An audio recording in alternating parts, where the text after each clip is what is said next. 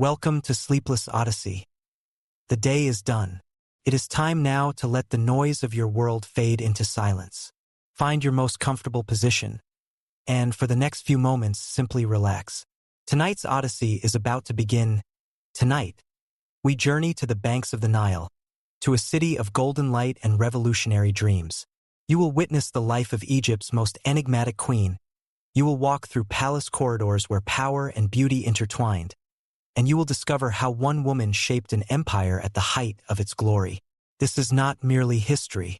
This is the story of how divinity walked among mortals, how love transformed a kingdom, and how a name whispered across 3,000 years still captivates the world. Whether you are here for a story to captivate your mind or a grand narrative to accompany you to sleep, your journey starts now. If you enjoy these odysseys, subscribe and join us every time we travel to the past. Now, let us begin. The sun descends toward the western cliffs. Golden light spills across the Nile, turning the river into molten bronze. Along the eastern bank, a city rises from the desert sand, white limestone gleaming, painted, columns brilliant with lapis blue and ochre red.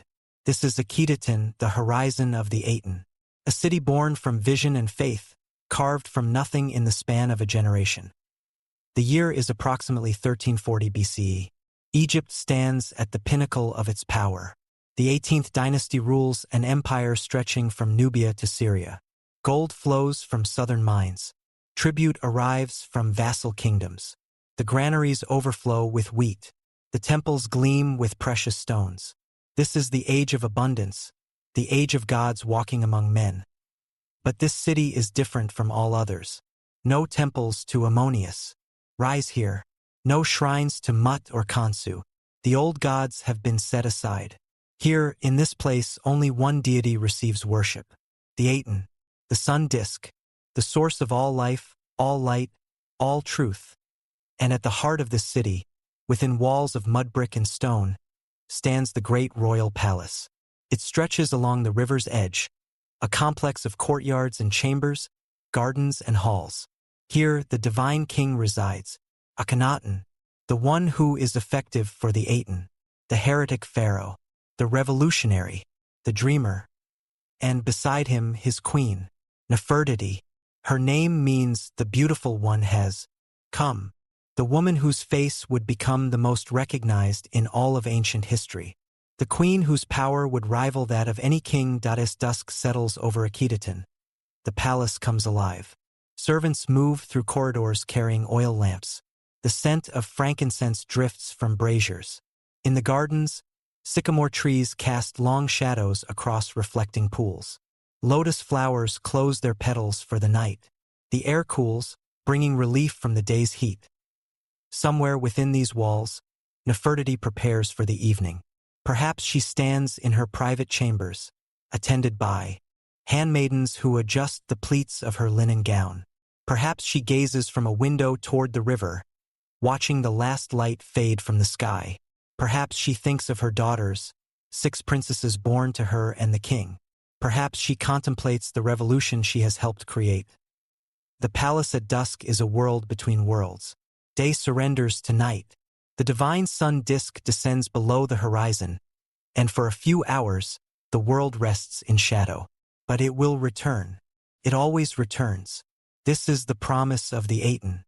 This is the faith that drives a kingdom. To understand Nefertiti's life, we must first understand her world. Not just the political landscape or the religious upheaval, but the textures of daily existence. The feeling of linen against skin in the desert heat. The sound of sandals on stone floors, the taste of figs and honey, the weight of a ceremonial crown, the responsibility of divinity made flesh. The palace walls are thick, designed to keep the interior cool. Window openings are positioned to catch the northern breeze. The floors are painted with scenes of marshes and wildlife, creating the illusion of walking through paradise. In the public halls, columns rise, like papyrus stems, their capitals blooming with carved flowers. Everything speaks of life, abundance, fertility. But there is also protocol, structure, the rigid hierarchy of an ancient court. Nefertiti, despite her beauty and power, exists within a system as old as the pyramids. She is queen, but she is also a woman in a world ruled by men. She is divine, but she is also human. She navigates these contradictions daily, with grace that becomes legendary as darkness settles completely. Torches are lit throughout the palace complex. Their flames dance in the evening breeze. Guards take their positions at doorways. In the kitchens, preparations begin for the morning meal. The palace breathes with the rhythm of countless lives, all orbiting the royal couple at its center. Tonight, as we journey through Nefertiti's world, we will witness not just the grand ceremonies and political machinations, but the quiet moments, the private hours, the life lived between the public performances of royalty. We will see how a queen moves through her day, how she balances power and duty, how she loves and grieves and endures. The story of Nefertiti is not just the story of one woman. It is the story of an age when Egypt dared to reinvent itself, when tradition was challenged, when art and religion were transformed. And at the center of that transformation, beautiful and inscrutable, stands the queen whose name means, "The beautiful one has come." She came, she lived, she shaped history, and then, mysteriously, she vanished from the records, leaving behind only questions, fragments, and one of the most haunting faces ever carved in stone. But that comes later. For now, we stand at the beginning, in the golden light of a city built on dreams, watching as the sun sets over the Nile and the palace settles into the rhythm of evening. The day is ending. The story is beginning. Dawn breaks over Akhetaten with breathtaking clarity. The eastern sky blazes with color, deep purple fading to pink, orange, gold. The sun disk emerges above the horizon, and the city awakens to greet it. This is the sacred moment, the return of the Aten, the triumph of light over darkness. In the great royal palace, the day begins before the sun fully rises. Nefertiti's chambers occupy a private wing, accessible only to the most trusted servants and, of course, the king. The rooms are spacious but not ostentatious by royal standards. Walls are painted with delicate scenes of family life, the queen and her daughters, the king playing with his children. This is unusual. Previous royal art emphasized power and conquest. Here, in Akhenaten's revolution, even palace decoration celebrates intimacy and natural affection.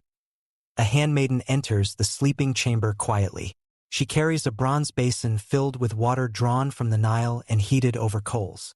The scent of natron soap mingles with the cooler air of early morning. Nefertiti stirs, rising from her bed of woven rope and linen sheets. The bed frame is simple by royal standards, wood inlaid with ivory, a headrest of carved alabaster. She has slept lightly as queens often do. The weight of the crown does not rest easy. The morning ablutions are ritual as much as hygiene. Every action has meaning. The washing away of night's impurities. The preparation of the body to receive the blessings of the Aten. Nefertiti's skin is anointed with oils, morina, frankincense, myrrh. These are not mere luxuries. In the harsh Egyptian climate, oils protect the skin from sun and dryness. They also carry the fragrance of divinity, marking the queen as separate from common humanity. Her hair is her own, unlike many royal women who favor elaborate wigs. It falls dark and thick to her shoulders. Today, it will be dressed with gold beads and ribbons of lapis lazuli. But first, it must be combed with a wooden comb, each stroke careful, methodical. Hair is power in Egypt. It is sexual energy, life force, beauty made tangible. The queen's wardrobe is extensive but follows a pattern. The base garment is always fine linen, so finely woven it is nearly transparent. The linen comes from the delta, where flax grows in abundance. It is bleached white, as snow softer than silk. Over this, she may wear a pleated outer dress, or simply a broad collar of gold, carnelian, and turquoise that covers her chest like armor made of jewels. Her feet slip into sandals of reed and leather. Even these are works of art, with straps dyed in brilliant hues. In cooler months, she might wear sandals of papyrus. In the heat of summer, She often goes barefoot within the palace walls, feeling the painted floor cool beneath her soles. The crown is the final element. Nefertiti's signature headdress is the tall blue crown, the kepresh modified in style.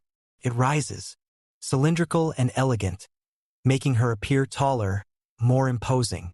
Some say it makes her look like the Aten itself, a vertical shaft of divine presence. When she wears this crown, she is not merely a woman. She is a living goddess, the earthly manifestation of cosmic order.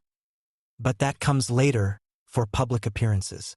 This morning, she wears only a simple fillet of gold, a band around her forehead. She is preparing for private devotions, not state business. Breakfast is light. Figs, dates, bread made from emmer wheat and sweetened with honey. A cup of beer, thick and nutritious, brewed from barley and flavored with dates. The ancient Egyptians do not drink the Nile water directly. Too many dangers, too many illnesses. Beer and wine are safer and consumed at every meal. Nefertiti eats alone this morning.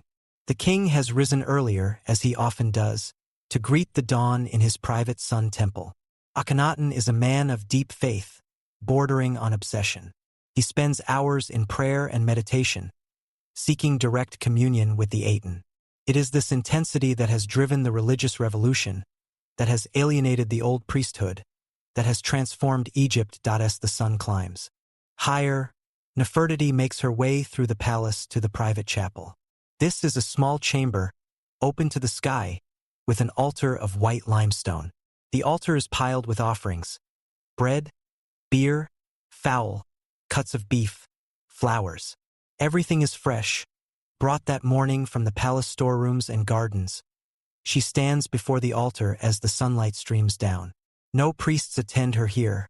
This is the essence of Akhenaten's reform, direct access to the divine. No intermediaries, no mysterious rituals behind closed doors. Only the sun, the light, the warmth on her face and hands. She raises her arms in the traditional gesture of adoration. The sleeves of her gown fall back, revealing arms adorned with gold bracelets. She speaks a hymn, one composed by Akhenaten himself, praising the Aten. How manifold are your works! They are hidden from the face of man. O sole God, like whom there is no other. You made the earth according to your heart. The words echo slightly in the small space. A breeze stirs the offerings, carrying the scent of incense. Nefertiti feels the sun's heat on her upturned face. For a moment, she is not queen, not wife, not mother. She is simply a soul reaching toward something greater than herself. This is the promise of the new religion. This immediacy, this simplicity. No dark temple chambers. No secret knowledge held by priests. Only light and life and the daily miracle of the sun's return. When the devotions are complete, Nefertiti returns to her chambers. The day's obligations await. There are officials to meet, correspondence to review, decisions to make. She is not merely a decorative consort. Evidence suggests she wielded real power, that she participated in governance, that her opinions carried weight. But before all that, there is a moment of quiet. She stands in her window alcove, looking out over the city her husband built. The streets are coming alive. Workers head to construction sites where new temples and mansions rise. Merchants open their stalls. Children play in the narrow lanes between houses. From this height, she can see it all. The royal road running north to south, connecting the palace to the great temple. The residential quarters spreading east into the desert. The workshops where artisans create the distinctive art of Akhetaten, naturalistic, expressive, revolutionary. She can also see the cliffs beyond the city, honeycombed with tombs. One day she will rest there, but that day seems distant. She is young, in her 20s perhaps, at the height of her beauty and power. The future stretches before her, bright as the morning sun. The day has truly begun. The palace pulses with activity.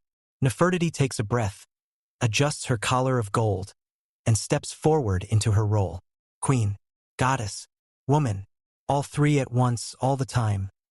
This is how she lives. This is the rhythm of her days.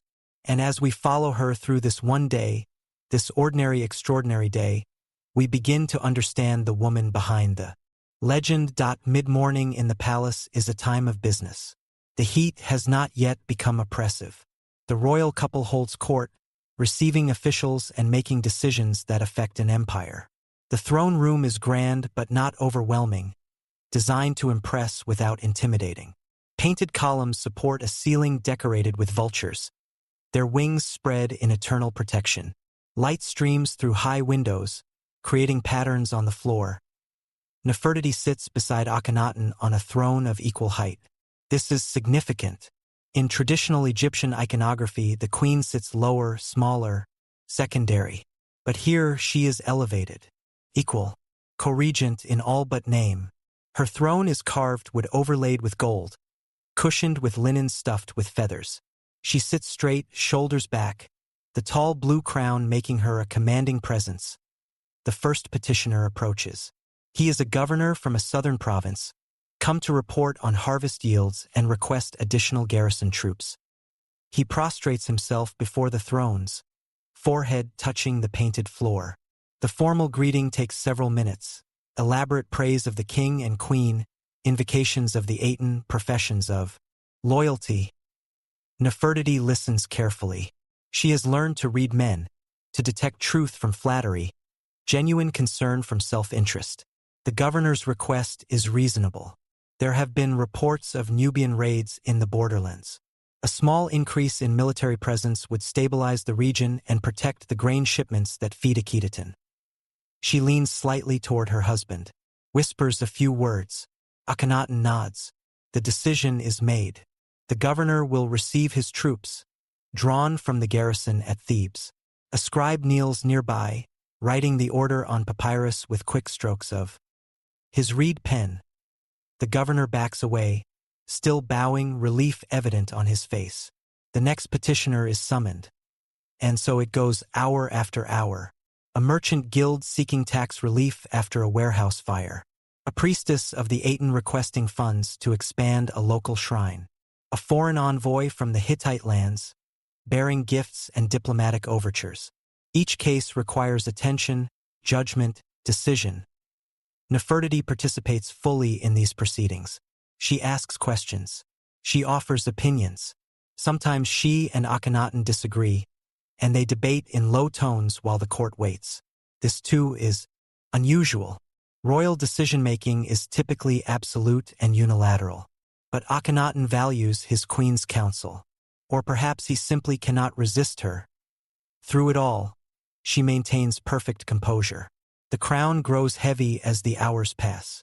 The gold collar, beautiful as it is, cuts into her shoulders. Her back aches from sitting upright, but she shows no discomfort. She is divine. The divine does not fidget or complain. Around noon, court is suspended. The heat of the day has arrived, and even kings must rest. Nefertiti retires to a shaded loggia overlooking a garden. Here there are cushions, cooling breezes channeled through carefully designed window openings, and refreshment. She removes the crown with relief, massaging her temples where it has pressed against her skull. A handmaiden brings watered wine and a platter of fresh bread, cheese made from goat's milk, and vegetables pickled in brine. Nefertiti eats slowly, savoring the brief respite from duty. The garden below is one of her private pleasures. It is arranged in formal beds, with channels of water flowing from the Nile through a system of sluices and gates. Lotus flowers bloom in the channels, their white and blue, blossoms opening to the sun. Papyrus grows in thick stands. Palm trees provide shade. At the far end, there is an aviary where exotic birds from Punt chatter and sing. This garden represents enormous effort and expense. Water must be constantly channeled and replenished. Plants must be tended by a small army of gardeners. But the result is paradise, a green oasis in the desert, a reminder that Egypt's power can transform the barren into the beautiful. Nefertiti's daughters sometimes play in this garden. She can hear them now, their high voices calling to each other, laughing. There are 6 girls in total: Meritaten, Meketaten, Ankhesempeten, Neferneferuiten Tasheret, Neferneferer, and Setapenra. Their names are all variations on themes of the Aten and beauty. They are the visible proof of the royal couple's fertility, their divine blessing. But there is no son, no male heir. In Egypt, this is not necessarily a crisis. Women can inherit and rule, as the great Hatshepsut proved generations ago. Still, there is murmuring in some quarters. Traditionalists who long for the old ways, who see the lack of a prince as a sign of divine disfavor. Nefertiti does not speak of this. If it troubles her, she keeps such troubles locked away. A queen must project confidence, certainty. Doubt is luxury she cannot afford. The afternoon stretches ahead. There are diplomatic letters to review, their cuneiform script painstakingly translated by scribes. These letters come from vassal kingdoms in Canaan and Syria, territories that Egypt controls but does not directly govern. They speak of local conflicts, requests for arbitration, pleas for military support against ambitious neighbors. Nefertiti reads them with growing concern. The diplomatic situation is deteriorating. Akhenaten's focus on religious reform has led to neglect of foreign policy. Vassals feel abandoned. Enemies grow bold. The empire, so carefully built by Akhenaten's father and grandfather, shows signs of fraying at the edges. She brings this to the king's attention. He listens, but his mind is elsewhere. He is planning a new temple, commissioning a new hymn. The earthly concerns of empire seem distant to him, less real than his mystical communion with the Aten. This is the central tension of their reign. Akhenaten is a visionary, a revolutionary, perhaps a mystic. But he is not a pragmatist. That role falls, increasingly, to Nefertiti. She must balance his spiritual obsessions with the practical needs of governance. It is exhausting, this constant mediation between heaven and earth. Late afternoon brings a different kind of duty. Nefertiti visits the Temple of the Aten, the massive open-air complex that dominates the center of Akhetaten. Unlike the dark, mysterious temples of the old gods, this temple has no roof. Everything happens under the sun's direct gaze. Hundreds of offering tables line the vast courtyard, piled with food and flowers. Nefertiti processes through the temple at the head of a small procession. Temple singers chant hymns. Musicians play harps and sistrums. The queen moves with slow, measured steps, her arms raised in adoration. She is performing, yes, but she is also worshipping. The two are inseparable. At the main altar, she makes offerings. She pours libations of wine. She places bouquets of lotus flowers. She burns incense that sends fragrant smoke spiraling toward the sky. The sun blazes down, unforgiving but also life-giving. This is the paradox of the Aten, harsh and nurturing, distant and intimate. When the ceremony concludes, Nefertiti is exhausted. The heat, the crown, the weight of public presentation, all of it extracts a toll. But there is satisfaction too. She has fulfilled her role. She has maintained Ma'at, the cosmic order, the balance that keeps the world functioning. As the sun begins its descent toward the western horizon, she returns to the palace. The day is not over. There will be an evening meal with the royal family. There may be more meetings, more decisions. But the hardest part is done. She moves through the corridors with practiced ease, navigating the palace geography by memory. Servants bow as she passes. Guards salute. She acknowledges no one directly, maintaining the distance that divinity requires. In her private chambers, she finally allows herself to rest. She reclines on a couch, feet elevated, body releasing the tension of the day. A handmaiden fans her with a large feather fan. Another brings cool water scented with mint. For a few precious moments, Nefertiti is simply a woman, tired and human. But even here, even alone, she remains aware of her role. A queen is never truly off duty.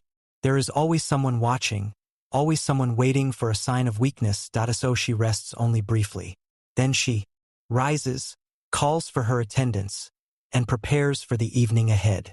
The sun is setting. The palace at dusk awaits. And Nefertiti, beautiful and inscrutable, must once again become the goddess that Egypt needs her to be. Evening descends with the gentleness of a blessing. The brutal heat of the day retreats. The sky transforms into a canvas of amber and rose. The palace, which has been a place of formal duty all day, now becomes something more intimate. The public rooms empty. The corridors grow quiet. This is the time when the royal family gathers as something approaching a normal household. The family dining hall is not the grand banquet space used for state occasions. It is a smaller room, still elegant but designed for comfort. The walls are painted with scenes of marsh hunts, a nostalgic reminder of Egypt's ancient traditions. Low tables are arranged in a square. Cushions provide seating. Oil lamps supplement the dying daylight, casting a warm glow. Nefertiti arrives to find several of her daughters already present. Akhetaten, the eldest at perhaps 12 or 13, sits with the poise of a young woman who knows she may one day be queen herself. Akhetaten, younger by a year or two, is more animated, chattering with her sisters. The younger girls tumble in like a gaggle of birds, their linen dresses wrinkled from play, their hair escaping its careful arrangements. The queen smiles. It is a genuine expression, unguarded in a way she cannot afford in public. These are her children, the products of her body, the focus of her maternal love.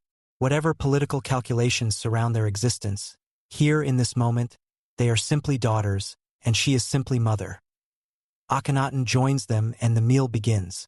The food is abundant: roasted duck, fish from the Nile, seasoned with coriander and cumin, vegetables cooked in sesame oil, bread still warm from the ovens, fresh fruits piled in bronze bowls. Servants move quietly around the edges of the room, replenishing dishes, pouring beer and wine. The conversation is light at first. The children speak of their lessons: reading, writing, music, dance. Education is taken seriously in the royal household. The girls must learn to read and write, both Egyptian hieroglyphs and the cuneiform script used in international correspondence. They study mathematics, astronomy, history. They are being prepared for whatever roles they will eventually play. Akhenaten listens with half his attention. He eats little as usual. His gaunt frame has become more pronounced in recent years. Some say he suffers from an illness, though what illness remains a mystery. Others whisper that his body is transforming, becoming something other than human through his devotion to the Aten. Nefertiti notices his distraction. She has learned to read his moods, to sense when his mind has drifted into realms of theology and mysticism that she cannot follow. She tries to draw him back with gentle questions, observations about the day's events. Sometimes it works. Sometimes he remains distant, his eyes focused on something only he can see. The meal progresses through several courses. Between dishes, musicians play softly. A harpist, a flutist, a girl with a tambourine. The music is not meant to dominate but to create atmosphere, to fill the spaces between conversation. Akhetaten asks permission to speak privately with her mother after dinner. There is something in her tone, a nervousness, that catches Nefertiti's attention. She nods agreement, making a mental note to discover what troubles her eldest daughters, the younger children. Grow sleepy, their nurses appear to escort them to their sleeping quarters. Each girl kisses her parents goodnight. Akhenaten blesses them with a touch to the forehead and a murmured prayer to the Aten. Nefertiti embraces each daughter, breathing in the sweet scent of their skin, feeling the fragile warmth of their small bodies. When only Akhetaten remains, Nefertiti leads her to a private chamber. They sit together on a cushioned bench. The queen waits, patient, giving her daughter space to find her words. Finally, Akhetaten speaks. She has been told that negotiations are underway for her marriage. She is young, but not too young by Egyptian standards. And as the eldest daughter of the king and queen, she is a valuable diplomatic asset.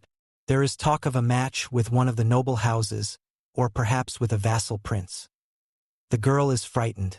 Marriage means leaving the palace, leaving her sisters, entering an adult world of political alliances and expectations. She looks to her mother for reassurance, for guidance. Nefertiti chooses her words carefully. She speaks of duty, of the honor of serving the family and the kingdom, but she also speaks of strength, of the power that women can wield even in a world dominated by men. She tells her daughter that marriage need not be a prison, that intelligence and will can shape any situation. "You are my daughter," Nefertiti says. "You carry my blood. Never forget what that means. You are descended from queens and goddesses. Whatever comes, you will meet it with grace and strength." Akhetaten nods, partially comforted. The two embrace, mother and daughter, queen and princess. In this moment, all the grand politics and divine pretensions fall away. They are simply two women facing an uncertain future, drawing strength from each other. When Akhetaten retires, Nefertiti remains alone in the chamber. The palace is settling into its nighttime rhythms. Guards change shifts. Servants complete final tasks. The sounds of activity gradually fade into silence. She thinks about her own marriage, her own journey to this position. She was young once, perhaps as young as Akhetaten, when she became Akhenaten's queen. The circumstances remain mysterious. Was she of royal blood herself, or did she rise through extraordinary beauty and intelligence? The records are frustratingly unclear. What is certain is that she has made something remarkable of her position. She is not content to be merely decorative. She has inserted herself into governance, into religious ceremonies, into the very iconography of the reign. Images of Nefertiti are everywhere in Akhetaten, on temple walls, in private homes, carved on stele. She is shown worshipping beside the king, smiting enemies, riding in her own chariot. No previous queen has been so prominently displayed. This is her achievement, but also her burden. Every action is scrutinized. Every decision can be questioned. There are those in Egypt who resent the changes Akhenaten has brought, who long for the old gods and old ways. Nefertiti, as the king's partner in revolution, shares the weight of that resentment. She walks to a window opening. Outside, the city is dark except for scattered torches and oil lamps. The stars are brilliant overhead, undimmed by any competing light. The Nile, invisible in the darkness, whispers its eternal song. Somewhere out there, in the territories and provinces of the empire, forces are in motion that will eventually bring all of this crashing down. But she does not know that yet. On this evening, in this moment, the world seems stable. The revolution appears successful. The future stretches bright and promising. She allows herself a moment of hope, of contentment. She has her daughters. She has her position. She has achieved something that few women in history can claim: real power, real influence. Whatever the future holds, she has lived fully, boldly, without apology. The sound of footsteps announces Akhenaten's approach. He has come looking for her. This strange, intense man who has transformed Egypt and bound his fate to hers. They stand together at the window, looking out over the city he built, the dream made. Stone and paint. "It is beautiful," she says softly. "It is the Aten's blessing," he replies.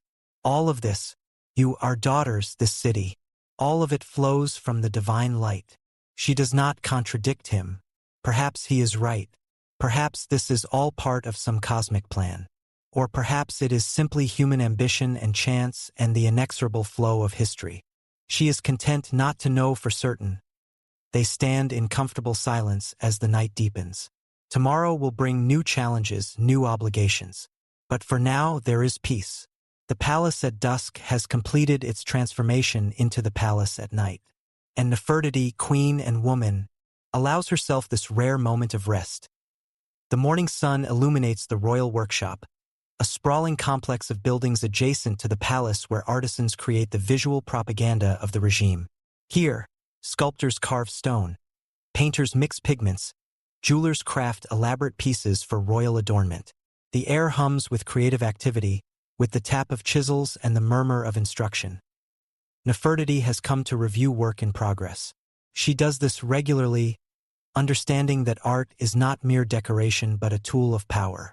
The images created here will be distributed throughout Egypt, shaping how subjects perceive their rulers, reinforcing the religious revolution, projecting strength and divine authority. The master sculptor, Thutmose, greets her with deep bows. He is a man of middle years, his hands scarred from decades of working stone. His workshop is the most prestigious in Akhetaten, responsible for the official portraits of the royal family. He leads the queen through the main studio, pointing out works in various stages of completion. Here, a massive relief panel destined for a temple wall, showing Akhenaten and Nefertiti receiving the bounty of the Aten, the sun. Disk extends its rays downward, each ray ending in a tiny hand offering Ankh symbols, the hieroglyph for life. The royal couple raises their arms in adoration, their bodies rendered in the distinctive style that Akhenaten has mandated, elongated limbs, prominent bellies, exaggerated features. This style has sparked controversy among the conservative art establishment. It breaks with thousands of years of convention, which depicted pharaohs as idealized, perfect specimens of humanity. These new images show something stranger, more alien, perhaps more honest. Or perhaps they simply reflect Akhenaten's unusual physiology, his body becoming the template for how all bodies should be rendered. Nefertiti examines the relief closely. She notes the proportions, the balance, the execution of details. She suggests minor adjustments, the angle of her arm, the drape of her gown. Thutmose listens carefully, nodding. The queen has a good eye. Her suggestions invariably improve the composition. In another section of the workshop, a younger sculptor works on a small statuette of one of the princesses. The child is depicted nude, as children often are in Egyptian art, her head topped with the sidelock of youth. The piece is intimate, tender, showing the princess with a finger to her lips in a gesture of childish thoughtfulness. This, too, is revolutionary. Royal children have been depicted before, but never with such naturalism, such attention to personality and gesture. Akhenaten's artistic revolution extends to every aspect of representation. Nothing is too minor to be transformed. But it is the piece in the corner of the studio that draws Nefertiti's attention most powerfully. Covered with a linen cloth, its shape suggests a bust, a head and shoulders. Thutmose hesitates, then draws back the cloth with a flourish. It is Nefertiti herself. The bust is carved from limestone, then plastered and painted with extraordinary care. The queen's face emerges from the stone with startling vitality. The skin is painted a warm brown. The lips are a natural rose. The eyes are startling. One fully painted and inlaid with crystal, the other left unfinished, the white of the eye absent. She stares at her own image. It is strange, this seeing oneself from outside. The face is hers but also not hers. It is idealized, perfected, stripped of small imperfections. The nose is straight and elegant. The cheekbones are high and refined. The jaw is strong but feminine. And atop it all, the tall blue crown rises like a shaft of divine light. It is for the workshop, Thutmose explains, a model for other works. We will use it to ensure consistency across all portraits of Your Majesty. Nefertiti nods slowly. She understands the implications. This face will become her official face, the version of her that Egypt will remember. It is a powerful face. Beautiful, yes, but also commanding, intelligent, royal, divine. Is this how she sees herself? Is this who she truly is? The questions are philosophical, perhaps unanswerable. What matters is that this is how she must be seen. Power requires projection. Majesty must be visible. She approves the work and moves on to other projects. There are designs for jewelry to be reviewed, pectoral collars, bracelets, rings, diadems. Each piece will be worn in ceremonies, photographed in artistic representations, become part of the visual language of the regime. There are also architectural models, miniature versions of temples and palaces to be built throughout Egypt and in the territories. Nefertiti examines them with interest. She has input into these designs, understanding that architecture shapes behavior, that sacred spaces can be engineered to produce desired emotional and spiritual effects. The hours pass quickly in the workshop. This is work that Nefertiti finds genuinely engaging. She is not merely approving others' decisions but actively participating in the creation of meaning, in the construction of a new visual vocabulary for Egypt. When she finally leaves the workshop, the sun has climbed high. The heat is building, but there is no rest. A messenger awaits with urgent news from the north. There has been an incident at one of the border fortresses. Raiders, possibly Libyan, have attacked a caravan. Several soldiers are dead. Trade goods have been stolen. This is the kind of crisis that requires immediate response. Military decisions, diplomatic calculations. Nefertiti summons her council, generals, advisors, scribes. They gather in a private meeting room, away from the public throne room. The discussion is technical and tense. Should they send punitive expeditions? Reinforce the border garrisons? Lodge protests with neighboring powers who may be harboring the raiders? Each option has implications, costs, risks. Nefertiti listens to all perspectives, then makes her decision. A small but well-armed force will pursue the raiders and attempt to recover the stolen goods. Simultaneously, diplomatic messages will be sent to regional governors, reminding them of their obligations to maintain order. It is a balanced response, firm but not excessive, demonstrating strength without overreaching. The council accepts her judgment. Orders are issued. Messengers depart. The machinery of governance grinds forward. This is the unsexy reality of power. Not grand gestures or dramatic pronouncements, but endless small decisions, each one potentially consequential. The management of an empire is detail work, requiring focus and stamina. Afternoon brings a different challenge. A delegation has arrived from Thebes, the old capital, seat of the priests of Ammonius. These priests are theoretically servants of the crown, but in reality, they wield enormous power. The temples control vast estates, employ thousands, command wealth that rivals the treasury itself. Akhenaten's religious revolution has struck at the heart of their authority. The closure of Ammonius temples, the redirection of resources to the Aten, the relocation of the capital, all of this has been a calculated attack on the old priesthood's power. The delegation is led by an elderly priest whose name Nefertiti recognizes but whose face is unfamiliar. He carries himself with dignity despite his age. His shaved head gleams in the sunlight. His white linen robes are immaculate. The meeting is formal and cool. The priest speaks in carefully coded language, expressing concern about the spiritual welfare of Egypt, about the importance of traditional religious practices, about the danger of abandoning the gods who have protected Egypt.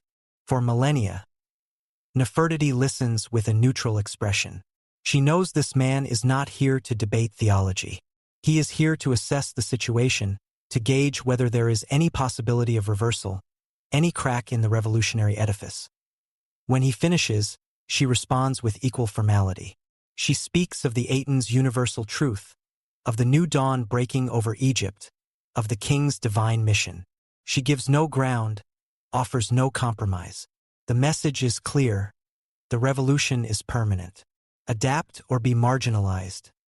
The priest departs, his face unreadable. Nefertiti knows she has made an enemy or reinforced an enmity that already existed. But there is no alternative. The old and new cannot coexist. One must triumph. As evening approaches, she feels the weight of the day settling on her shoulders. So many decisions, so many delicate negotiations. The maintenance of power is exhausting, requiring constant vigilance, constant performance. She returns to her chambers and allows her attendants to remove the crown, the jewelry, the formal garments. For a few moments, she is simply a woman in a simple linen dress, her hair loose, her feet bare. But even here, she cannot fully relax. Tomorrow will bring new challenges. The empire never sleeps, and Nefertiti, whatever her personal feelings, must be ready to meet each dawn as both woman and goddess, human and divine, soft and steel. Not all palace life unfolds in formal halls and official ceremonies. There is another world that exists in the spaces between, the servants' corridors, the kitchens, the storerooms, the quarters where the lesser nobility and administrators make their homes. Here, away from the direct gaze of royalty, a different kind of power circulates. Gossip, rumor, information traded like currency. Nefertiti understands this shadow world better than most. She has cultivated her own network of informants, trusted servants who listen and report. Knowledge is power, and she is determined to know everything that happens within her palace. This morning, one of her most reliable sources has requested a private audience.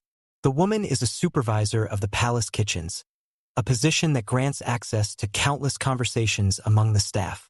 She arrives at Nefertiti's private chambers with downcast eyes and nervous hands. "Speak freely," Nefertiti says, her voice gentle but commanding. "What have you heard?" The woman hesitates, then begins. "There are whispers among the foreign servants, those who come from the northern territories.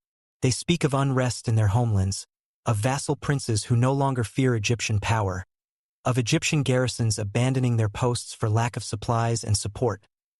More troubling are the whispers closer to home. Some of the palace staff, descendants of old noble families loyal to the traditional gods, express doubt about the Aten's supremacy. They perform their duties but with sullen reluctance. There is talk, carefully coded, of the good old days when the gods walked among men and pharaohs were true warriors." Nefertiti listens without interruption. Her face reveals nothing, but internally, she processes every detail. The religious revolution has enemies, as she knew it would, but the scale and boldness of the descent are concerning. When the woman finishes, Nefertiti thanks her with a small gold ring from her finger. "Continue to listen," she says, "and report anything that threatens the stability of the household." The woman backs away, bowing, clutching her unexpected treasure. Alone again, Nefertiti considers her options. Direct confrontation would only drive the descent deeper underground. Better to observe, to identify the leaders of any potential resistance, to be prepared to act if the situation escalates.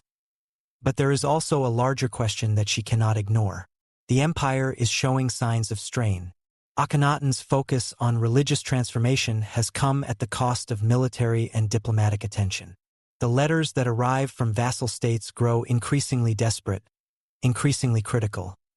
She has tried to raise these concerns with her husband, but Akhenaten seems almost willfully blind to the external threats. He is building a perfect kingdom in his mind, a utopia of light and truth. The messy realities of geopolitics do not interest him. This leaves Nefertiti in an impossible position. She cannot countermand the king's decisions openly, but neither can she ignore the slow-motion collapse of Egypt's regional influence. The day proceeds with its usual rounds of obligations. There is a ceremony at the Great Temple where she must appear beside Akhenaten, raising offerings to the Aten. There are visiting dignitaries to receive, minor disputes to arbitrate, correspondence to review. In the late afternoon, an unexpected visitor seeks audience. It is I, Nefertiti's father, or possibly her uncle. The records are ambiguous about their exact relationship. I is a powerful figure in the court, holding the title of God's father, a position of great influence though ill-defined authority. He is an old man now, his face weathered but his eyes sharp. He has served 3 pharaohs and survived political upheavals that destroyed others. He is a master of the art of survival, of bending without breaking, of supporting power without becoming too closely identified with any particular faction. They meet in a garden pavilion, away from ears that might overhear. I wastes no time on pleasantries. "The king's health concerns me," he says bluntly. "He grows thinner. He suffers from headaches and visions. The physicians are worried but dare not speak openly." Nefertiti has noticed this herself. Akhenaten's ascetic lifestyle, his long hours in prayer and meditation, his seeming disinterest in food and physical comfort, all of it takes a toll. "What do you suggest?" she asks. I leans forward slightly. "You must prepare for every possibility.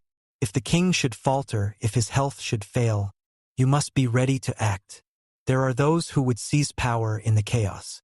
The old priesthood, ambitious generals, foreign enemies. The implication is clear. Nefertiti must think about succession, about securing her daughter's positions, about maintaining the revolution even if Akhenaten cannot. The king is strong," she says carefully. "His will is unbreakable. Will does not cure the body," I responds. "You are young, Nefertiti, but you are not naive. You know the realities of power. Guard what has been built. Prepare for storms." The conversation continues in this vein carefully, coded but unmistakable in meaning. I is advising her to build her own power base, separate from the king if necessary, to cultivate loyalty among the military, to secure the treasury, to ensure that she is indispensable to the functioning of the state. It is pragmatic advice, perhaps even necessary advice, but it also feels like betrayal, like preparing for Akhenaten's death while he still lives. When I departs, Nefertiti sits alone in the garden. The afternoon light slants golden through the palm fronds. Somewhere, a bird sings. The moment is peaceful, beautiful, but beneath the surface, she can feel the currents shifting, the ground becoming unstable. That evening, she joins Akhenaten for a private meal. He seems distracted, as often happens, but there are moments when he focuses on her with startling intensity, as if seeing her for the first time. "You are my strength," he says suddenly. "You understand that, don't you? Without you, all of this would crumble." She reaches across the table, takes his hand. His fingers are thin, almost skeletal. "We are together," she says. "We built this together, and together we will see it through." He smiles, and for a moment he looks young again, the intense visionary who swept her into this grand experiment. But later, alone in her chambers, she allows doubt to surface. What if I is right? What if the revolution is unsustainable? What if everything they have built is founded on sand? She has no answers, only determination. She will do whatever is necessary to preserve what has been created. Whatever is necessary to protect her daughters. Whatever is necessary to survive. The palace at night is full of shadows, and in those shadows, Nefertiti can feel the future pressing close, uncertain and ominous. But she does not flinch. She has never flinched, and she will not start now. The city of Akhetaten awakens to celebration. Today marks the anniversary of the founding of the city, a holy day in the calendar of the Aten. The streets are decorated with garlands of flowers. Banners flutter in the morning breeze. The scent of incense drifts from countless braziers. For Nefertiti, this day represents both opportunity and obligation. It is a chance to display the regime's power and legitimacy, to remind Egypt that the revolution is not a passing phase but a permanent transformation. But it is also exhausting, requiring hours of public performance, every gesture observed and interpreted. The preparations begin before dawn. Nefertiti's attendants work with unusual care, understanding that today she must be perfect. Her skin is cleansed and anointed with the finest oils. Her eyes are lined with kohl, the traditional protection against sun and evil. Her lips are touched with red ochre. Gold dust is applied to her shoulders and collarbones, making her skin shimmer in the light. Her gown is a masterpiece. Pleated linen so fine it seems to float around her body. Over this, a broad collar of gold, lapis, lazuli, carnelian, and turquoise. Bracelets on her wrists and upper arms. Rings on her fingers. Anklets of gold that chime softly with each step. And finally, the crown. Not the tall blue crown she often wears, but today a different piece. A golden diadem surmounted by the sacred Uraeus serpent, its hood spread in eternal protection. The crown is heavy, but she bears it with practiced ease. Akhenaten is similarly adorned, his gaunt frame draped in elaborate ceremonial garb. Together, they are the living embodiment of divine power, the gods made flesh for this one day. The royal family processes through the palace toward the window of appearance, a ceremonial balcony where they will show themselves to the assembled populace. The 6 princesses follow their parents, each dressed in miniature versions of adult royal regalia. They are beautiful, these children, but also serious, understanding the weight of this moment. The window of appearance overlooks a vast courtyard that has been filling since sunrise. Thousands have gathered, palace officials, temple personnel, military officers, administrators, artisans, common workers. Everyone who is anyone in Akhetaten is present. And beyond the palace walls, the entire city has turned out to catch a glimpse of their divine rulers as Nefertiti and Akhenaten step into the window opening. A roar rises from the crowd, hands raised in adoration, voices chanting prayers and acclamations. The sun blazes down from a cloudless sky, as if the Aten itself is blessing this moment. Akhenaten raises his arms in the gesture of blessing. Nefertiti mirrors him.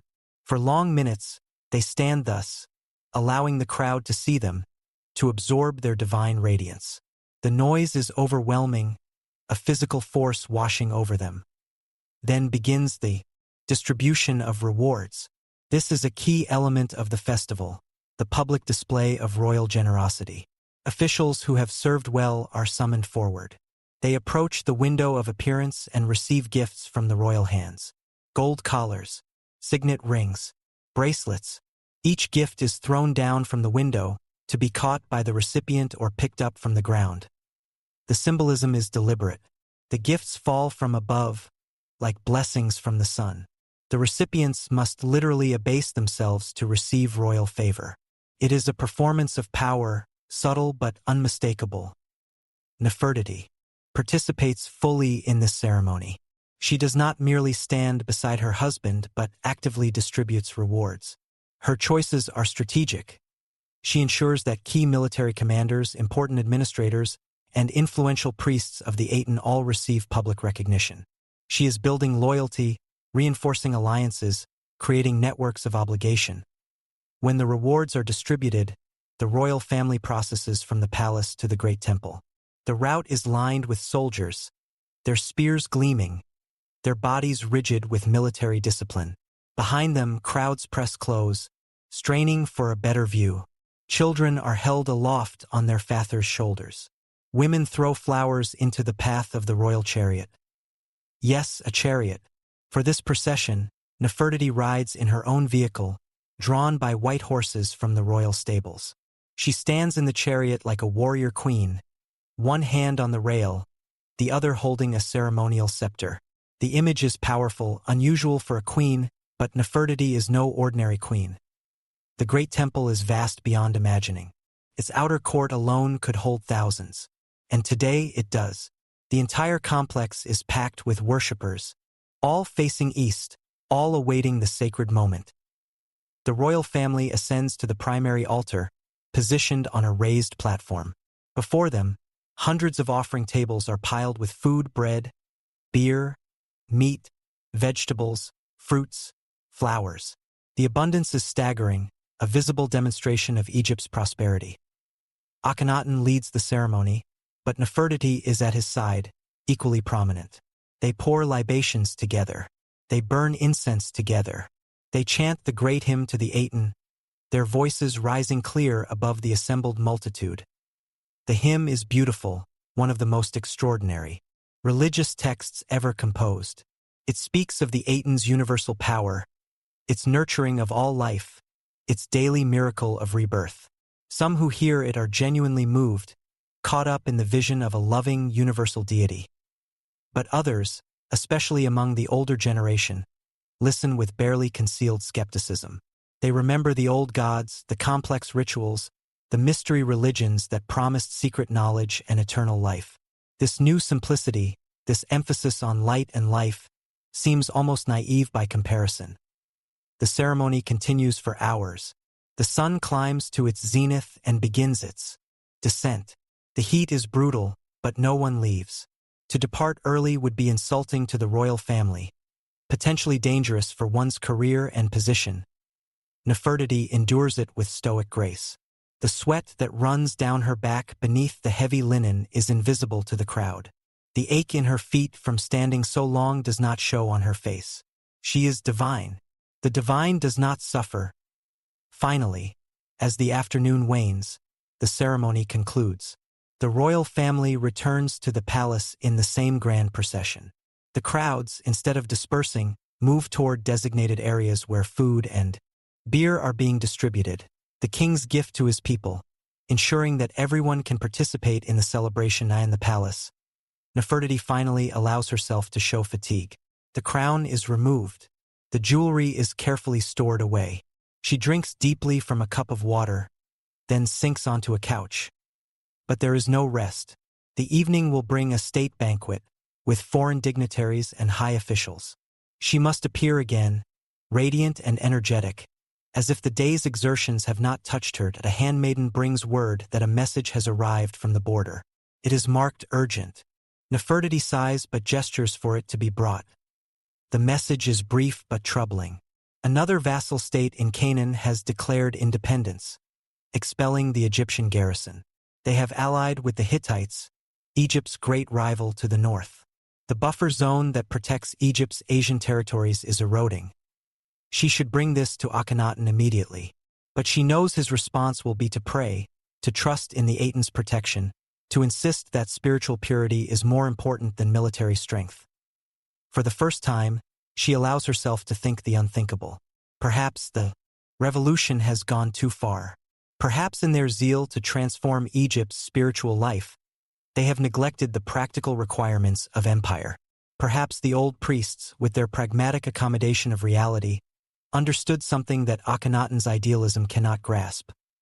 But these thoughts are dangerous, potentially treasonous. She pushes them aside and rises to prepare for the evening. There will be time later to consider strategy, to find ways to shore up the empire while maintaining the religious transformation. Tonight, she must simply perform, must be the goddess, must embody the power and beauty and divine authority that holds Egypt together as the sun sets over Akhetaten. Painting the sky in shades of crimson and gold, Nefertiti stands at her window one last time. The city spreads below her, beautiful and precarious. She has poured her life into this place, into this vision. Whatever happens, she will not let it fail. Not without a fight. The weeks following the festival bring no relief. If anything, the pace of crisis accelerates. Messages arrive daily from the frontiers, each one reporting new setbacks. A garrison surrounded and forced to surrender. Caravan ambushed. A vassal prince assassinated by rivals who favor alliance with the Hittites over submission to Egypt. Nefertiti spends long hours in council, reviewing reports, debating responses. The military commanders are increasingly vocal in their frustration. They have soldiers, they say, but no clear orders to use them. They have weapons but insufficient supplies. They have the will to defend Egypt's interests but lack the political support to act decisively. The root of the problem is clear to everyone but never stated openly. Akhenaten's focus remains fixed on religious matters. He commissions new hymns. He plans additional temples. He spends hours in private communion with the Aten. The mundane business of empire holds little interest for him. In practical terms, this leaves Nefertiti as the functional head of government. She issues orders in the king's name. She coordinates with military commanders. She manages diplomatic correspondence. The fiction is maintained that all decisions flow from Akhenaten, but the reality is more complex. This is dangerous ground. In Egypt's long history, there have been queens who wielded power, but always carefully, always with deference. To male authority, Nefertiti is pushing boundaries, taking on roles traditionally reserved for pharaohs. Some admire her for this. Others see it as transgression, as violation of Ma'at, the cosmic order. One afternoon, a delegation of senior military officers requests private audience. They are led by General Hormheb, a man of middle years with the weathered face of someone who has spent his life in sun and wind. He is a career soldier, loyal to Egypt rather than to any particular pharaoh or ideology. The meeting is frank to the point of rudeness. Hormheb speaks bluntly about the deteriorating military situation. Egyptian prestige is collapsing. Vassal states that once feared Egypt's power now mock it. The Hittites grow bolder, encroaching on territories that Egypt has controlled for generations. We need decisive action, Hormheb says. A major campaign to restore order. A demonstration of force that reminds the region of Egypt's power.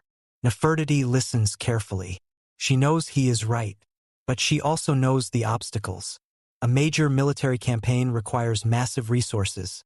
Food, supplies, transport, gold to pay the troops. The treasury, while not empty, is strained. From the costs of building Akhetaten and maintaining the extensive cult of the Aten.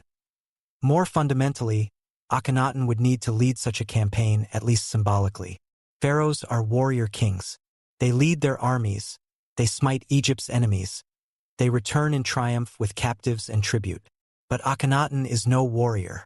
He has never shown interest in military glory. His battles are spiritual. fought in the realm of ideas and beliefs. I will speak with the king, Nefertiti promises. I understand the urgency. But when she raises the matter with Akhenaten that evening, his response is exactly what she feared. He dismisses the concerns as worldly distractions. Egypt's true strength, he insists, comes from spiritual purity, from devotion to the Aten. Military power is secondary, perhaps even irrelevant. The old pharaohs conquered through violence, he says. We will triumph through truth. It is a beautiful sentiment. It is also, Nefertiti fears, dangerously naive. She tries a different approach. Even truth requires defenders. Even the Aten's light must be protected from those who would extinguish it. Our enemies do not share our enlightenment. They understand only force. Akhenaten seems troubled by this argument but not convinced. He promises to meditate on the matter, to seek guidance from the Aten. In practical terms, this means no decision, no action. The situation is complicated by Akhenaten's declining health. He suffers from frequent headaches now, and dizzy spells that leave him weak and disoriented. The court physicians are mystified. Some whisper about divine transformation, suggesting that the king's body is transcending its mortal limitations. Others, more pragmatically, suspect illness, possibly a tumor, possibly an infection, possibly some genetic condition. Whatever the cause, the effect is clear. Akhenaten is increasingly withdrawn, spending days in his private sun chapel, emerging only for essential ceremonies. The daily governance of Egypt falls more completely to Nefertiti. She rises to the challenge, but the strain is visible to those close to her. She sleeps poorly. Her appetite diminishes. She loses weight, her face becoming more angular, her cheekbones more prominent. Ironically, this makes her more beautiful in conventional Egyptian terms, the leanness emphasizing her bone structure, giving her face an almost ethereal quality. Her daughters notice the change. Akhetaten, in particular, grows concerned. She sees her mother working late into the night, reviewing correspondence by lamplight, falling asleep over administrative documents. You need to rest, Akhetaten says one evening, finding her mother still awake long after midnight. I will rest when Egypt is secure.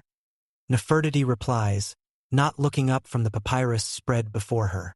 What if Egypt cannot be secured? What if the empire is too large, too diverse, too difficult to hold together? The question hangs in the air. It is the thought that Nefertiti has been avoiding, the possibility she does not want to contemplate. Perhaps the Egyptian empire, at its zenith under Amenhotep III, has reached its natural limits. Perhaps the attempt to impose religious uniformity on such a vast, culturally diverse territory is fundamentally unworkable. But she cannot say this aloud. To admit such doubt would be to betray everything she and Akhenaten have worked for. Egypt has endured for thousands of years, she finally says. It will endure this as well. We simply must be strong enough, clever enough, determined enough. Akhetaten is not convinced, but she knows. Better than to argue further. She kisses her mother's forehead and retires to her own chambers, leaving Nefertiti alone with her documents and her doubts. The night deepens. The palace falls silent. Nefertiti continues working, her eyes scanning row after row of hieratic script, her mind processing information, identifying patterns, seeking solutions to problems that may have no solutions. Outside her window, the stars will slowly across the sky. The Nile flows eternal. The desert waits, patient and timeless. Egypt has survived invasions, famines, plagues, civil wars. It has outlasted countless pharaohs, each one claiming eternal glory, each one eventually crumbling to dust. Nefertiti thinks about legacy. What will remain of her? Of Akhenaten? Of their revolutionary dream? Will future generations praise them as visionaries? Or condemn them as fools who squandered Egypt's greatness in pursuit of religious fantasy? She has no way to know. She can only do what she believes is right, day by day, decision by decision. She can only try to hold together what is fracturing, to preserve what is crumbling, to maintain the dream even as reality erodes its foundations. As dawn approaches, she finally sets aside the last document. Her eyes burn with fatigue. Her body aches from hours of immobility. But there is a grim satisfaction in having worked through the night, in having given everything to the task. Tomorrow will bring new challenges. It always does. But tonight she has done what she could. And perhaps she thinks as sleep finally claims her, that is all anyone can do. Even a queen, even a goddess. Simply do what is possible and hope it is enough. Change comes not with a crash but with whispers. A cough that will not subside. A fever that burns and breaks and returns. Akhenaten's health, always fragile, takes a decisive turn downward. The palace physicians gather in worried consultation. Prescriptions are written, honey and milk, crushed herbs, prayers and amulets. Nothing helps. Nefertiti watches her husband fade with a mixture of love and fear. She has built her entire position on their partnership, their shared vision, their divine coupling. What happens to a queen whose king dies without a male heir? History offers few comforting examples. She spends hours at Akhenaten's bedside. He is lucid some days, rambling others. In his clearer moments, he speaks of the Aten with undiminished fervor. He reminds her that the revolution must continue, that the old gods must never return, that Egypt's future depends on maintaining the truth they have revealed. You are the guardian now, he tells her, his thin hand grasping hers with surprising strength. You must be strong, stronger than you ever imagined possible. She nods, unable to trust her voice. Our daughters, he continues, protect them. They are the future. Through them, the divine blood continues. Again she nods. The succession is already a problem. Akhetaten is the eldest, and there are precedents for female rulers. But Egypt prefers male pharaohs. There will be pressure to marry Akhetaten to some nobleman or prince, to create a male ruler through her. And what of Nefertiti herself? She is still young, probably not yet 30. She could remarry, or she could attempt to rule in her own right, taking on the full titles and powers of pharaoh. The idea is audacious, perhaps unprecedented. But these are unprecedented times. Akhenaten's illness stretches from weeks into months. The palace settles into a strange limbo. Daily governance continues, but major decisions are postponed. The king cannot appear in public, so ceremonies are scaled back or cancelled. The energy that once animated Akhetaten begins to dissipate, like air escaping from a punctured vessel. Nefertiti maintains the facade as long as possible. She appears at the window of appearance with her daughters, standing in for the absent king. She presides over councils and receives foreign delegations. She signs documents in Akhenaten's name, a practice that becomes increasingly routine. But rumors spread. The king is dying. The king is already dead. The king has ascended to join the Aten, leaving his earthly form behind.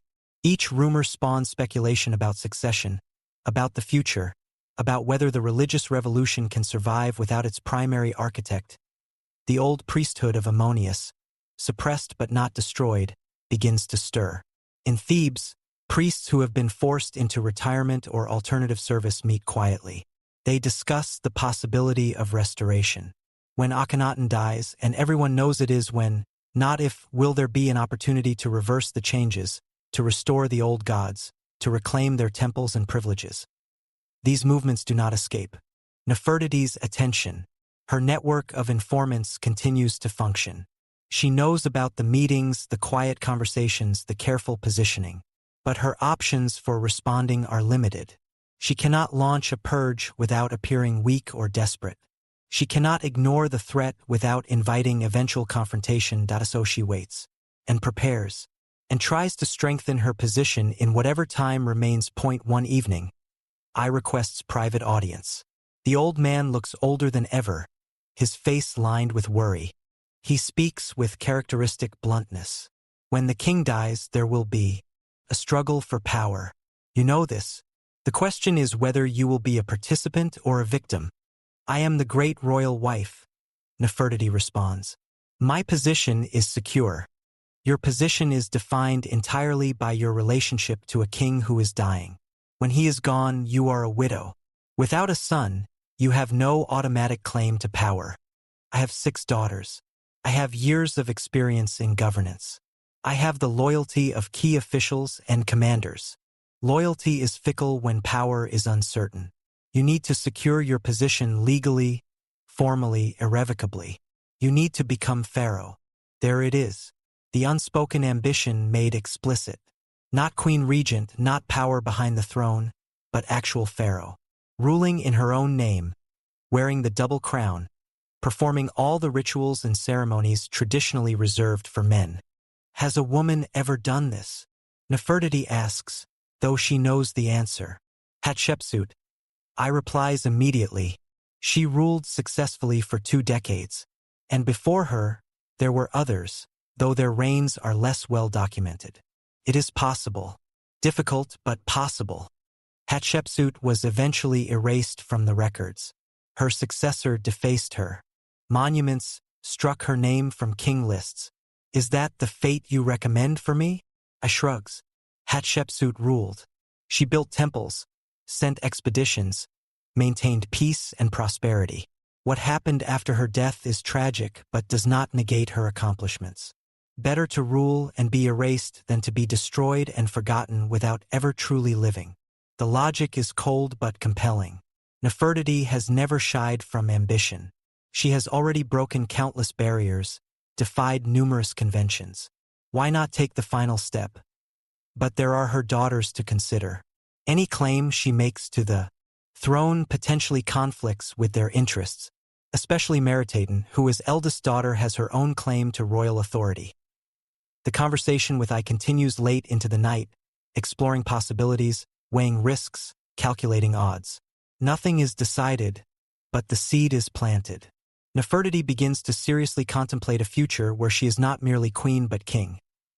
Akhenaten dies on a cool evening in the month of Akhe, as the Nile begins its annual flood.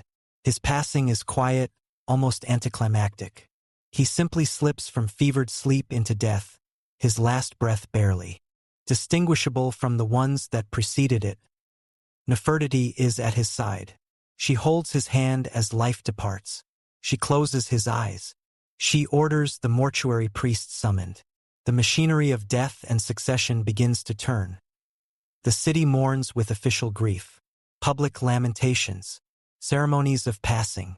Preparations for the elaborate funeral that will transport Akhenaten to his eternal rest in the royal tomb, carved into the cliffs east of the city. But beneath the mourning, there is tension, anticipation. Everyone knows that the next weeks will determine Egypt's future. Will the revolution continue? Will it be modified?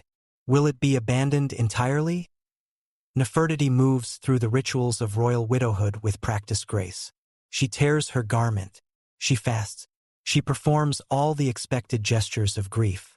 Some of it is genuine.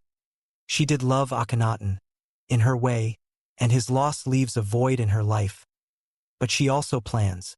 In private meetings with trusted advisors, she begins to lay groundwork for her claim to the throne. She reaches out to key military commanders, securing promises of support. She ensures that the treasury is guarded by loyalists.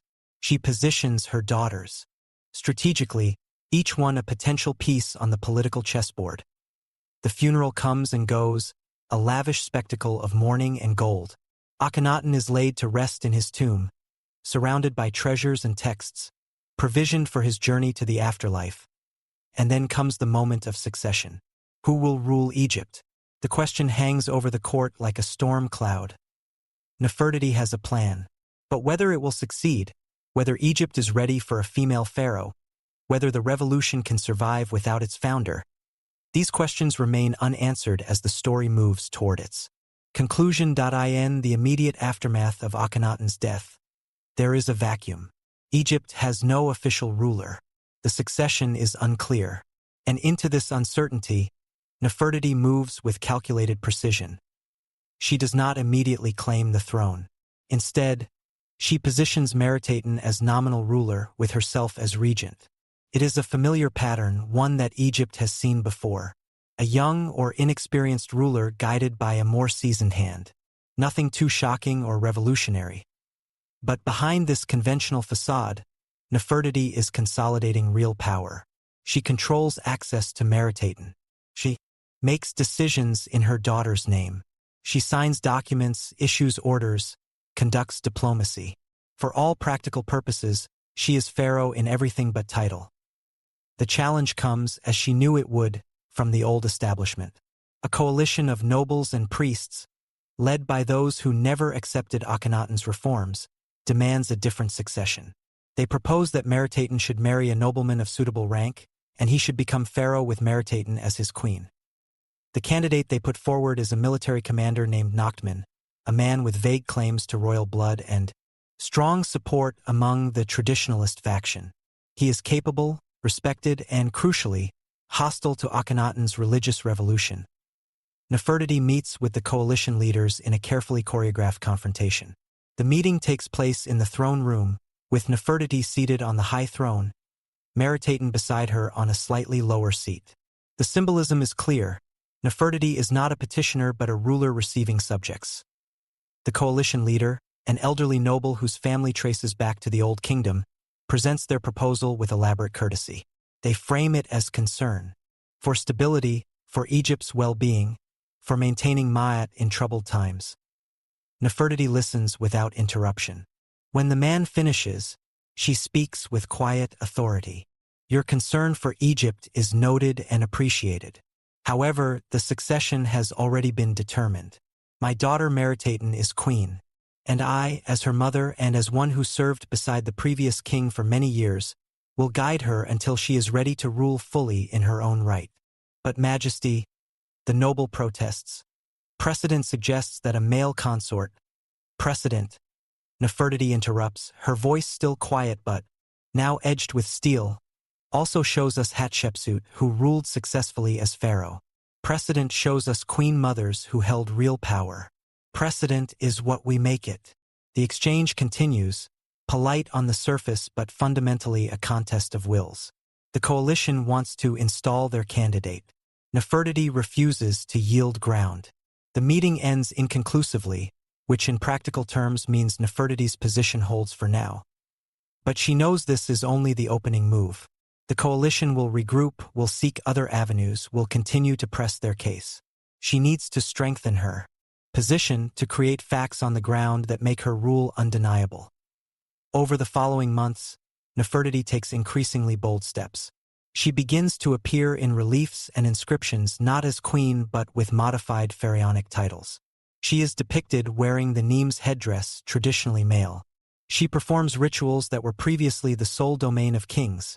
The opening of the mouth ceremony, the said festival preparations.it is a gradual transformation, carefully calibrated to avoid shocking Egypt into resistance. But the direction is unmistakable. Nefertiti is becoming pharaoh one small step at a time. The most radical move comes when she takes a new name, Nefertiti. Beautiful are the beauties of Aten. This is significant. A new name suggests a new reign, a new beginning. It is how pharaohs mark their ascension to the throne. But here, Nefertiti is clever. She does not abandon her identity as queen and mother. Instead, she layers identities. Sometimes she is Nefertiti, the great royal wife. Sometimes she is Nefertiti, the pharaoh. She exists in multiple roles simultaneously, female and sovereign, conventional and revolutionary. This ambiguity proves strategically useful. Those who support her can see a pharaoh. Those who are troubled by female rule can focus on her role as queen regent, temporary guardian until proper succession can be arranged. Everyone can find what they need in the carefully curated image she projects. But the military situation continues to deteriorate. The vassal territories in Asia are effectively lost. The Hittites have filled the power vacuum, establishing their own network of client states. Egypt's buffer zone is gone. The empire has contracted to its traditional borders, the Nile Valley from Nubia to the Delta. This is a humiliation, a sign of weakness that Nefertiti cannot ignore. She needs a military success, some demonstration that Egypt under her rule is not declining but maintaining its strength. She authorizes a campaign into Nubia, targeting troublesome tribes that have been raiding Egyptian settlements. The campaign is limited in scope but carefully designed for propaganda purposes. Nefertiti ensures that she is depicted in the reliefs as leading the campaign, smiting Egypt's enemies with her own hand, a traditional pharaonic image transplanted onto a female figure. The campaign is successful. Enough. The raids stop. A few captives are brought back to Akhetaten for public display. Gold and ivory flow from the southern mines. It is not the restoration of empire, but it is something positive, a narrative of strength and victory. Still, the question of succession haunts Nefertiti. She is ruling, yes, but is she truly pharaoh? Can a woman hold that position permanently? Or is she simply a placeholder, a transitional figure until a proper male ruler emerges? These questions become more acute as Meritaten grows older. The girl is in her mid-teens now, a woman by ancient standards. Pressure builds for her to marry, to produce heirs, to establish a legitimate line of succession. Nefertiti resists as long as possible, but eventually political reality forces compromise. Meritaten is married to a young nobleman with vague royal connections. His name is Smenkhare, and he is pleasant enough but clearly a second-tier figure, chosen more for malleability than capability. The marriage creates a new dynamic. Smenkhare has his own ambitions, encouraged by the faction that brought him forward. He begins to assert himself, to claim prerogatives, to position himself as the true pharaoh.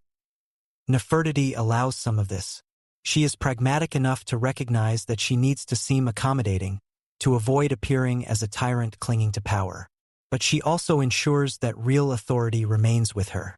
Smenkhare may have a title, but she controls the treasury, the military, the administration. It is a delicate balancing act, and one that cannot last indefinitely. Something will have to give. Either Nefertiti will consolidate her power completely, becoming undeniably pharaoh in her own right, or she will be gradually sidelined, relegated to the role of honored queen. Mother while others rule. The resolution comes in an unexpected form. Smenkhare dies young, perhaps from illness, possibly from something more sinister. The circumstances are unclear, the records ambiguous. But the result is unmistakable. Nefertiti's primary rival is gone. She does not immediately seize full power. Instead, she continues the pattern of ruling through her daughters. Meritaten remains nominally queen, but everyone in the court understands the reality. Nefertiti is pharaoh, whether or not she ever officially claims the title. This is her achievement and her tragedy. She has wielded power perhaps greater than any woman in Egyptian history, but she has done so largely through indirect means, through careful manipulation of conventions and titles, through strategic ambiguity. She is pharaoh in practice but not fully in name. And so she rules day after day, managing the slow decline of the empire, maintaining Akhenaten's religious reforms as much as possible, protecting her daughters, projecting strength even as the foundations crumble beneath her feet. She is older now, probably in her mid-30s, which in ancient Egypt is approaching the end of middle age. The toll of years and stress shows in her face, though she remains striking, her bone structure more prominent, her eyes deeper set, carrying the weight of knowledge and experience. She wonders sometimes what it has all been for. The revolution that was supposed to transform Egypt has resulted in isolation and weakness. The vision of Akhetaten, the perfect city of light, feels increasingly fragile. The future is uncertain, the past irrecoverable. But she does not give up. She cannot. She is Nefertiti, the beautiful one who came. And whatever the costs, whatever the outcome, she has lived on her own terms, seized power when it was available, ruled when others said she could not. As the sun sets over the Nile one more time, she stands at her window and watches the light fade. Tomorrow will bring new challenges. It always does. But tonight there is a moment of peace, of satisfaction, of knowing that she has mattered, that she has shaped history. And perhaps she thinks that is enough. The thing about revolutions is they rarely outlast their founders. Akhenaten's vision of Egypt, centered entirely on the worship of the Aten, begins to crumble almost from the moment of his death. Nefertiti fights to preserve it, but she is one woman against the weight of 3,000 years of tradition. The signs of restoration begin subtly. A local official makes an offering to Ammonius in private. A small shrine to Mut is reopened in a provincial town. These are not open defiance, not yet, but tests, probings to see if the center will hold. Nefertiti cannot be everywhere. She cannot monitor every temple, every city, every priest. The apparatus of control that Akhenaten built was always somewhat brittle, dependent on his personal charisma and religious fervor. Without him, it begins to fragment. The military commanders become increasingly vocal in their complaints. The religious reforms have cost Egypt its empire, they argue. The vassals were abandoned, the frontiers neglected, all in service of an obsession with a single god. If Egypt is to recover its former glory, the old ways must be at least partially restored. Nefertiti tries to navigate these pressures. She allows small concessions, a temple reopened here, a festival permitted there, always framing them as temporary measures, pragmatic compromises that don't undermine the fundamental truth of the Aten's supremacy. But she knows she is losing ground. The momentum has shifted. The revolution is receding like a tide, leaving behind only remnants and memories. Her daughters are her hope now. Through them, some version of the vision might survive. Akhetaten, widowed after Smenkhkare's death, is married again, this time to a very young man, barely more than a boy. His name is Akhenaten, and his bloodline traces back to earlier pharaohs, though the exact connection is uncertain. Akhenaten is malleable, shaped by those around him, and those around him increasingly include the old guard. Still surviving Aten. Improbable age, Horemheb, the general who has waited patiently for his moment. The priests who endured suppression and now see their chance for restoration. The young king changes his name. From Akhenaten, living image of the Aten, to Tutankhamun, living image of Ammonius. The signal is unmistakable. The revolution is over. The old gods are returning. Nefertiti watches this transformation with a mixture of grief and resignation. She has done what she could. She has preserved the core of the kingdom. She has protected her family. But the grand vision, the dream of transforming Egypt's spiritual landscape, that dream is dying. What happens to Nefertiti in these final years remains one of history's great mysteries. She disappears from the records. No burial is documented. Her name ceases to appear in official inscriptions. Some believe she died and was buried quietly, her tomb deliberately hidden to protect it from desecration by those who hated the revolution. Others suggest she retreated into private life, perhaps taking on a new identity, living out her days in obscurity. Still others propose more dramatic ends: exile, assassination, voluntary suicide. We can imagine those final days. Perhaps she walks through the empty corridors of the palace at Akhetaten, the city that was supposed to be eternal. The workshops are closing. The artists are departing. The population is drifting back to Thebes, to Memphis, to the old cities with their old gods. Perhaps she visits the great temple one last time, standing in the vast courtyard that once held thousands of worshippers. The offering tables are empty now. The hymns are silent. Only the sun continues its daily transit, indifferent to the faith that once celebrated it so passionately. Perhaps she gathers her remaining daughters, those who survived, for disease has taken some, and speaks to them of strength, of resilience, of the importance of surviving when ideals fail. You are royal, she might tell them. Whatever happens to me, to this city, to this moment in history, you carry within you the blood of pharaohs. Be strong, be clever, survive, and perhaps, when the moment comes, she faces it with the same courage she brought to every other challenge. Death, like power, is something to be met with dignity and grace. The exact details remain hidden in shadow. But what we know is this: Nefertiti vanishes, and with her, vanishing, an era truly ends. Akhetaten is abandoned. The population evacuates over months and years. The buildings, so carefully constructed, so beautifully decorated, are left to the desert. Wind and sand begin their slow work of erasure. The city that was supposed to last forever becomes a ghost town, then ruins, then barely a memory. The religious reforms are systematically undone. The Aten temples are closed or demolished. The stones are recycled for other projects. Images of Akhenaten and Nefertiti are defaced, their cartouches removed, their names chiseled away. Later pharaohs, when they create king lists chronicling Egypt's rulers, simply omit the Amarna period entirely. It is as if Akhenaten and Nefertiti never existed. This is the price of revolution. Not just failure, but active erasure. The attempt to rewrite history so thoroughly that even the attempt itself is forgotten. But erasure is never complete. Some things survive. Artifacts buried in sand. Inscriptions in hard-to-reach places. Private tombs of minor officials who served the royal family and took their memories to the grave. And crucially, one stunning bust, hidden away in the workshop of the sculptor. Thutmose. When he abandoned Akhetaten, he left behind his tools, his models, his work in progress. Buried under sand and debris, the bust of Nefertiti waited in darkness for more than 3,000 years. Until one day, in the early 20th century, archaeologists excavating the ruins uncovered it.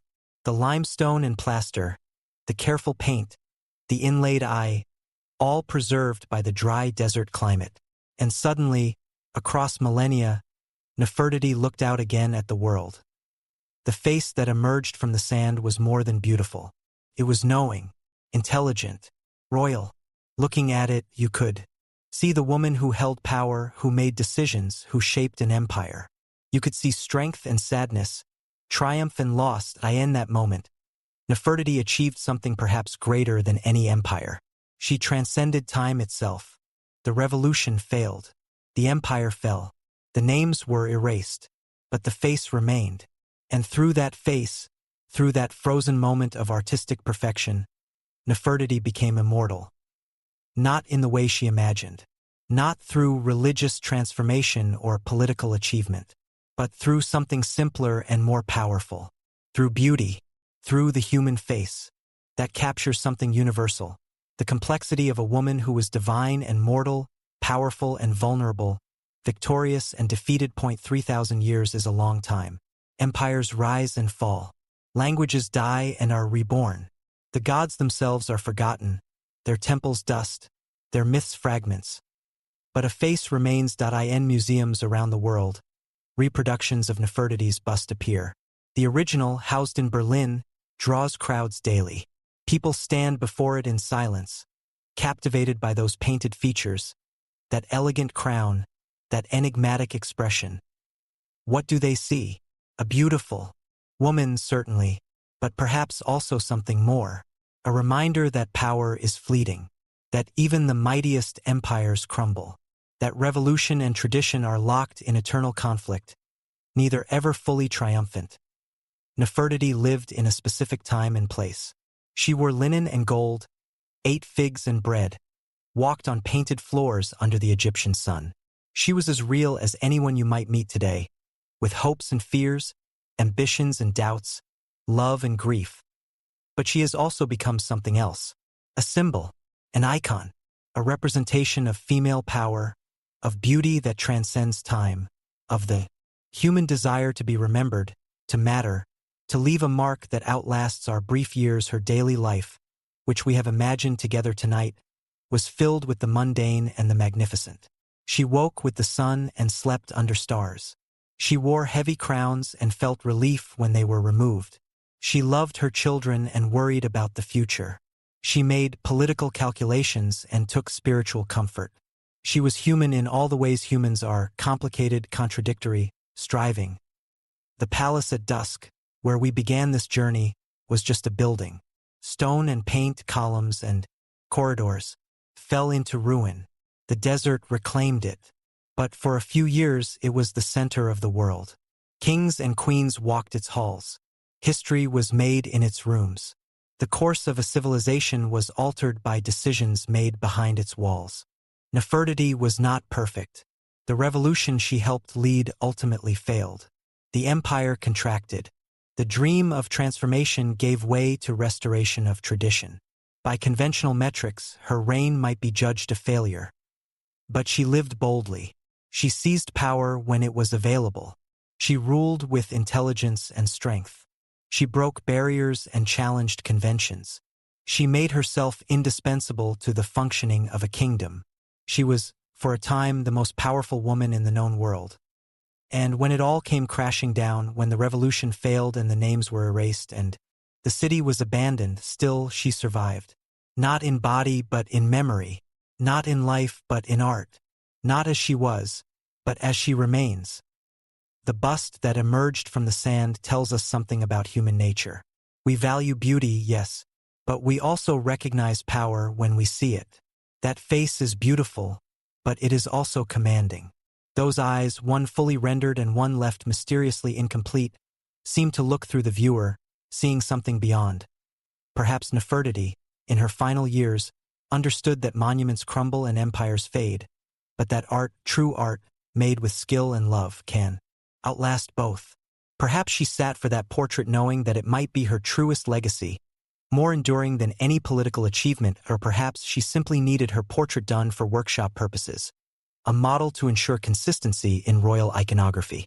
Perhaps she never imagined it would survive, never dreamed that thousands of years later, people from cultures she could not imagine, speaking languages she never heard, would stand in reverence before her image. The mystery of Nefertiti is not just what happened to her at the end.